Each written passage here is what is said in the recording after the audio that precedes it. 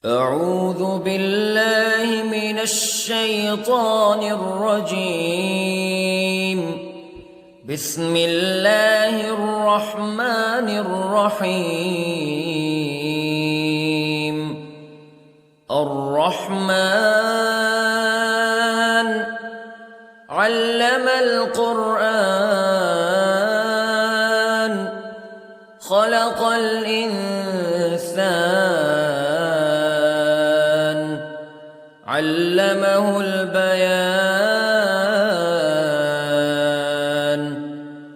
الشمس والقمر بحسبان والنجم والشجر يسجدان والسماء رفعها ووضع الميزان ألا تطغوا في الميزان وأقيموا الوزن بالقسط ولا تخسروا الميزان. والأرض وضعها للأنام فيها فاكهة والنخل ذات الأكمام والحب ذو العصف والريحان فبأي آلاء ربكما تكذبان. خلق الإنسان من صلصال كالفخار وخلق الجان من مارج من نار فبأي آلاء ربكما تكذبان. رب المشرقين ورب المغربين فبأي آلاء ربكما تكذبان. مرج البحرين يلتقيان بينهما برزخ لا يبغيان فبأي آلاء ربكما تكذبان. يخرج منهما اللؤلؤ والمرجان فبأي آلاء ربكما تكذبان. وله الجوار المنشآت في البحر كالأعلام فبأي آلاء ربكما تكذبان. كل من عليها فان ويبقى وجه ربك ذو الجلال والإكرام فبأي آلاء ربكما تكذبان.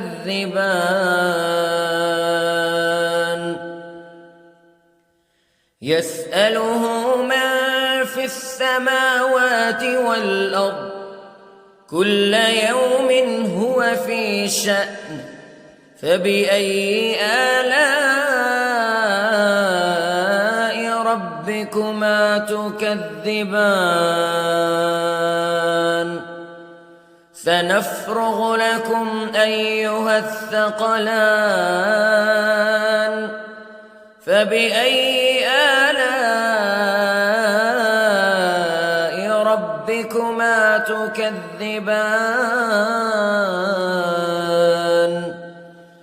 يا معشر الجن والإنس استطعتم أن تنفذوا من أقطار السماوات والأرض فانفذوا لا تنفذون إلا بسلطان فبأي آلاء ربكما تكذبان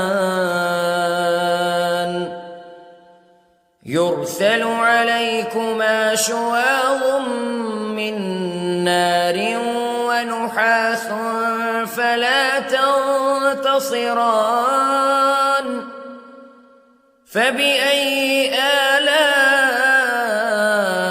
ربكما تكذبان فإذا انشقت السماء فكانت وردة كالدهان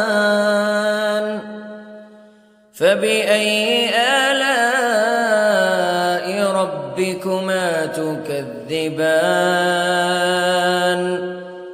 فيومئذ لا يسأل عن ذنبه إنس ولا جان فبأي آلاء ربكما تكذبان يعرف المجرمون بسيماهم فيؤخذ بالنواصي والأقدام فبأي آلاء ربكما تكذبان هذه جهنم التي يكذب بها المجرمون يطوفون بينها وبين حميم آن فبأي آلاء ربكما تكذبان ولمن خاف مقام ربه جنتان فبأي آلاء ربكما تكذبان ذواتا أفنان فبأي آلاء ربكما تكذبان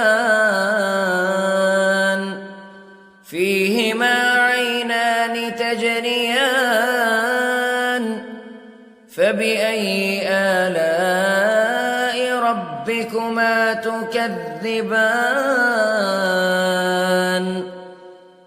فيهما من كل فاكهة زوجان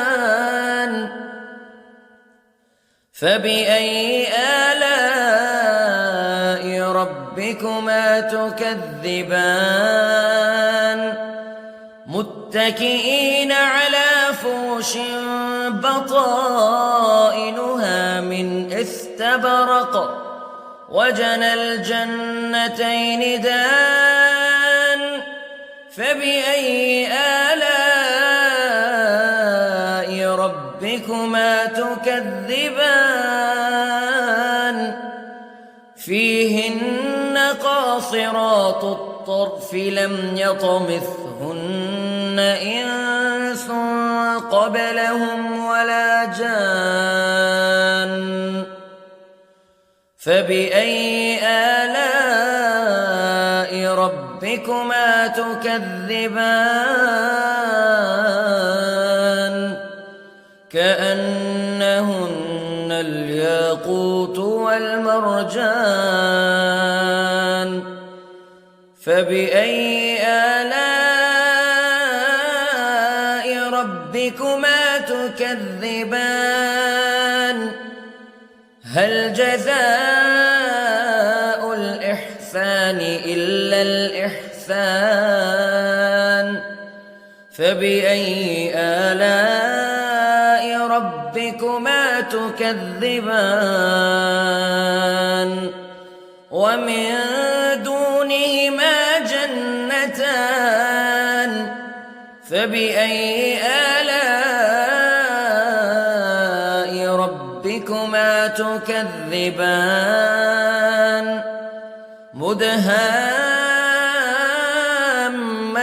مدهامتان فبأي آلاء ربكما تكذبان فيهما عينان نضاختان فبأي آلاء ربكما تكذبان فيهما فاكهة ونخل ورمان فبأي آلاء ربكما تكذبان فيهن خيرات حسان فبأي آلاء ربكما تكذبان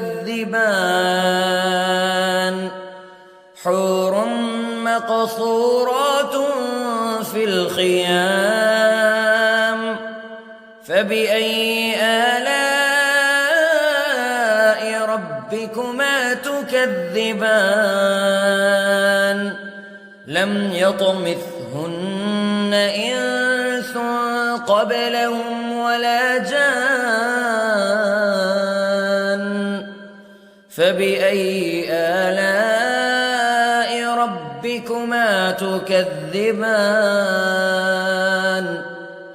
متكئين على رفرف خضر وعبقري حسان فبأي آلاء ربكما تكذبان تبارك اسم ربك ذي الجلال والإكرام